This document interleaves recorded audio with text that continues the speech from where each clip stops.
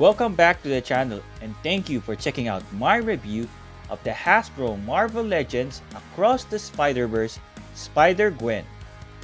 Gwen is supposed to be blonde hair, just like the Across the Spider-Verse Part 1 Spider-Gwen, but this one has purple and blue colors. In the movie, there are scenes where the color of the characters and the environment reflects how Gwen feels at that certain point of time.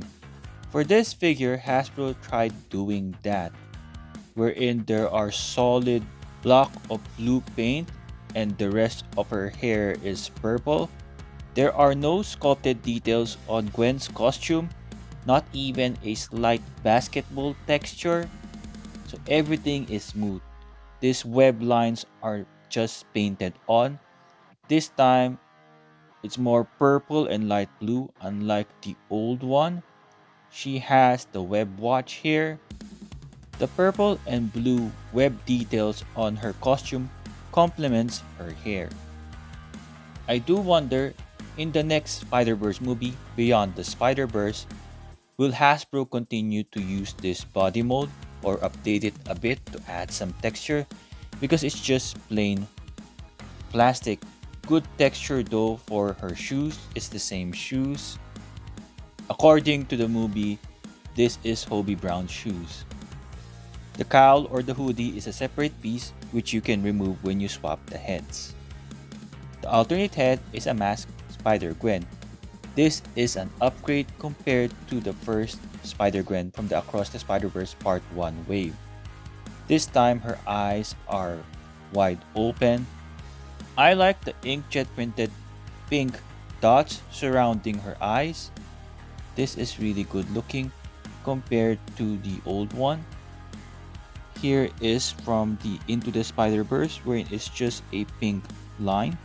The detail for this head sculpt is definitely better. The blue web lines inside her hoodie contours to the shape of her hoodie. Marvel Legends Across the Spider-Verse Spider-Gwen comes with one web whipping hand and one closed fist hands. These hands can hinge forward and back. Similar to the first Spider-Gwen action figure from Across the Spider-Verse Part 1, these are the same types of hands.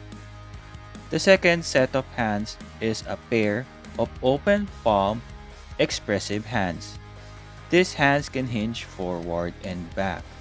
It's the same type of hands that came with the Across the Spider-Verse Part 1 Spider-Gwen. The gizmo or the web watch is attached firmly to her wrist. I had to heat her up in order to remove the web watch. Here is a closer look. The web watch allows the Spider Gang to travel to different dimensions. This is also a communicator where Lila appears. Here is an added accessory for Spider-Gwen. Lila is more of a statue instead of an action figure. She is not articulated. She has pink heart-shaped eyewear, orange type of hair, hoodie, the yellow attire. Overall, this looks great. I wish there was a way that we can peg her to the web watch or attach her to a web watch. In the movie, she appears floating. Unfortunately, this figure does not come with a stand just like head pulls. She can stand on a flat surface. Once again, thank you for checking out this review. I hope you found it useful so far. If you do, please give this review a like, subscribe to the channel, and share this with your friends. For places where you can purchase this figure, I left some links in the description below. I'm Tuggernaut! Can you use the web watch that came with Spider-Gwen for Miles? Let's try it out.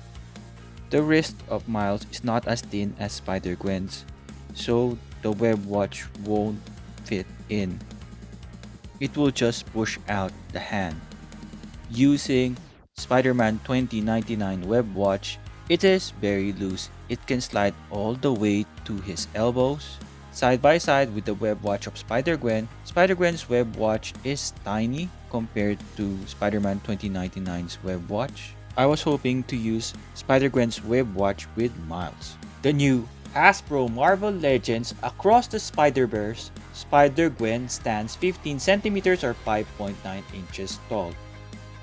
Same height as the first Spider-Gwen from the Across the Spider-Verse Part 1 wave. According to Marvel, Spider-Gwen stands 5 feet 5 inches tall. For some size comparison with Marvel Legends Across the Spider-Verse, which I reviewed recently, Miles Morales and Spider-Man 2099. From the Into the Spider-Verse movie, Marvel Legends Tillman Wave, Miles Morales and Spider-Gwen, Peter B. Parker and the Prowler. For a regular size female teenager, X-23 and regular size female Domino. For a regular size male Deadpool and a short male Astonishing X-Men Wolverine. MCU versions from the Deadpool Legacy Collection, Deadpool and Hugh Jackman Wolverine. From the No Way Home movie, we have Friendly Neighborhood Spider-Man, Tobey Maguire, and The Amazing Spider-Man, Andrew Garfield. No Way Home, Tom Holland Spider-Man, and its comic book counterpart from the Renew Your Vows 2-pack. Recently reviewed 2-pack, Brotherhood of Evil Mutants 2-pack, Rogue and Destiny, Marvel Legends Retro Venom, and the Marvel Legends Tom Hardy movie Venom. Larger Build-A-Figures Kingpin and Blackheart, 6-inch scale loose collector ladies Darna, a Filipino superhero, and She. For a Mafex vs Marvel Legends, 1/12 scale Mafex Phoenix versus the 6-inch scale Marvel Legends Jean Grey from the Phoenix Force 2-pack. I did a comparison review in the channel, hope you check it out. 6-inch scale versus 7-inch scale Marvel Legends 80 years anniversary Hulk and the Marvel Select Incredible Hulk.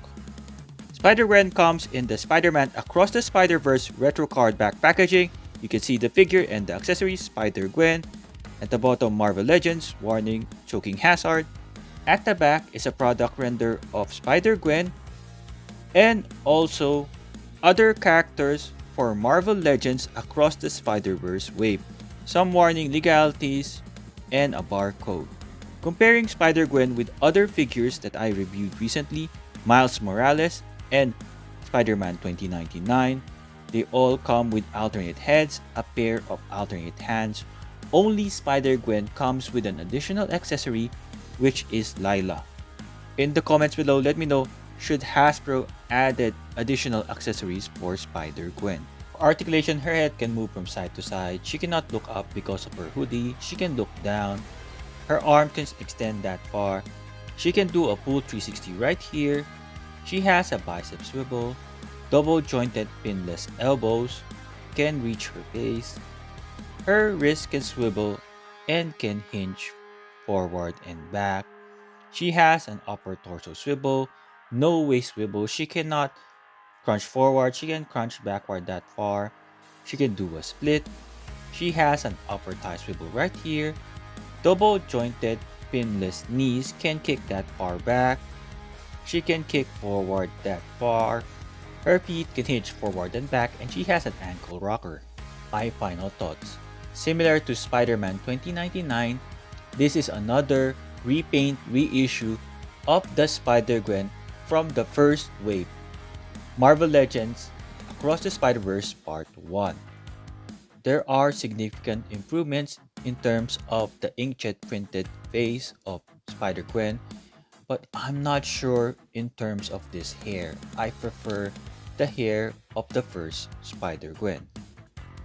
I still find it odd how Hasbro would just provide one web whipping hands when in the movie the character uses both of her hands to whip some web. She does not come with any webbing accessory. Just like Spider-Man 2099, Hasbro did another clever move, adding the web watch and Lila to this figure, which means you need to get this figure if you want a web watch and Lila. If you are happy with the first Spider-Gwen from the Marvel Legends Across the Spider-Verse Part 1, then you can skip this particular version of Spider-Gwen. One thing I hope you won't skip is checking out my review of the other Spider-Verse characters. I made a playlist right here. Thank you for watching. I hope you found this review useful. If you do, please leave this review a like, subscribe to my channel, and share this with your friends. I hope to see you on the next one.